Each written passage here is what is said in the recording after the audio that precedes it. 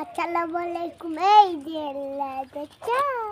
আসসালামু আলাইকুম। এই যে খেজুরের ডাল, এই ডাল এই যে এরকম করে চিড়ে সুই দিয়ে যে ছোট ছোট করে চিড়ে আমরা গ্রামের বাড়িতে শামটা তৈরি করি, সেই শামটা দিয়ে ঝাড়ু দিই, এইরকম করে চিড়ে দিব সুই দিয়ে ঘন ঘন করে চিড়ে, এই যে সেই সুন্দর করে এই যে সেই শামটা এরকম করে শামটা ব্যান দেয়, ঝাড়ু দেওয়া হয়, ঘর ঝাড়ু, সব কিছু পরিষ্কার করা হয়। মাশাআল্লাহ, আলহামদুলিল্লাহ।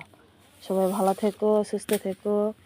আর এই যে নুসাইবার জন্য দোয়া করো। নুসাইবা কি করিচ্ছ? এই তো আমি এখন কুটবো। গ্রামের বৌঝিরা বসা থাকে না, একটার পর একটা কাজ তাদের কপালে জোটেই, কখনো তাদের আরাম আয়েশ হয় না।